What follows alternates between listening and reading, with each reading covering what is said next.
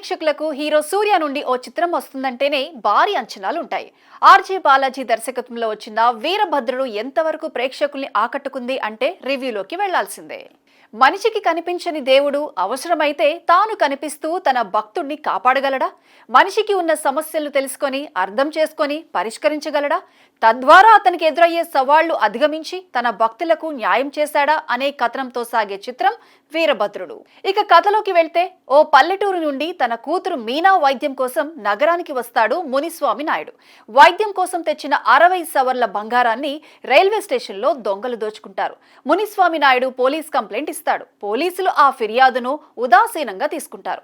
అసలు ఆ బంగారం ఎక్కడదని సవాలక్ష ప్రశ్నలు వేసి వేధిస్తారు. చివరకు ఆ 45 సవర్ల బంగారం రికవరీ చేస్తారు.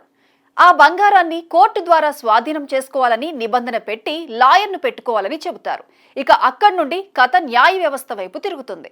న్యాయస్థానాలు నిజంగా న్యాయాన్ని చెబుతున్నాయా? సామాన్యుడు కోర్టు మెట్లు ఎక్కి న్యాయాన్ని పొందుతున్నాడా లేక కొంటున్నాడా?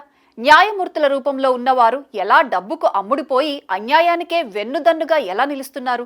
అలా న్యాయం దక్కని ప్రజలకు ఎవరు న్యాయం చేయాలి అనే కథనం చుట్టూ చిత్రం సాగుతుంది. దర్శకుడైన బాలాజీ తన చిత్ర కథానాయకుడు వీరభద్రుడు అంటే మన సూర్య గురించి ఏం చెప్పాలనుకున్నాడు అంటే, ఒక దైవాంశ సంభూతుడు తన భక్తులను ఎలా కాపాడగలడు అని చెప్పే ప్రయత్నం చేశాడు. తమిళులకు గ్రామ దేవతలు, పొలిమేర పోతురాజులు, శివస్వరూపమైన వీరభద్రుడు అంటే విపరీతమైన భక్తి. అందుకు అనుగుణంగా కథారచన చేసుకున్నారు. హరుడు నరుడిగా మారాక తన మంత్రశక్తితో భక్తులను కాపాడేలాంటి కథలు మనకు అనేక చిత్రాల్లో వచ్చాయి. ఈ సినిమా కూడా అదే కోవలోకి వస్తుంది. కాకపోతే డిజిటల్ టెక్నాలజీ యుగంలో ఇలాంటి కథనాలు తెరపై పండాలంటే బిగువైన కథ కావాలి.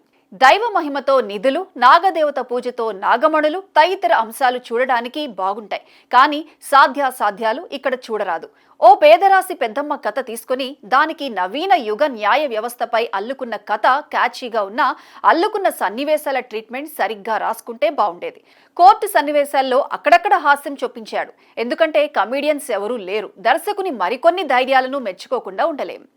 సినిమా అంటే ఓ హీరో, హీరోయిన్, హాస్య నటులు, విలన్ లాంటి పడికట్టు గ్రామర్ పదాలను తీసివేసి తాను నమ్మిన కథపైనే నమ్మకం పెట్టుకున్నాడు. అందుకే హీరోయిన్ లేదు. త్రిష ఉన్న ఆమె పాత్రను కోర్టులో ఓ ఆటలో అరటిపండులా మార్చేశాడు. హీరో హీరోయిన్లతో ఒక్క డ్యూయెట్ కూడా లేకుండా సినిమా లాగించేశాడు అంటే తన స్క్రిప్ట్ పై నమ్మకం అంతే. మీను మునిస్వామి నాయుడు చివర్లో బిర్యానీ తినే సీను కేవలం భ్రమేనా, చివరికి న్యాయం కూడా అంతేనా అన్నట్లుగా మెసేజ్ వచ్చినట్లయింది.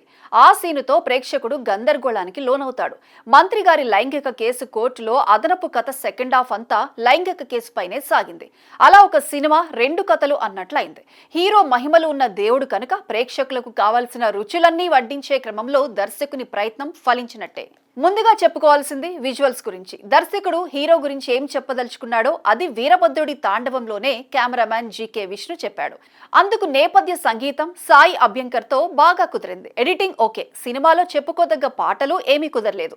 వీరభద్ర తాండవం ఒక్కటే పర్వాలేదు అనిపించింది. ముందుగా చెప్పినట్లు న్యాయమూర్తులను కాక న్యాయ వ్యవస్థలో ఉన్న లోపాలను, అందుకు రక్షణ వ్యవస్థ కుదేలవుతున్న తీరును చూపే సన్నివేశాలు బాగా రాసుకున్నారు. న్యాయం జరగటం ఆలస్యమైతే అది అన్యాయం కిందే లెక్క అన్న మాట కోసం దర్శకుడు చేసిన వీరభద్రుని విన్యాసం తెరపై బాగానే సాగింది.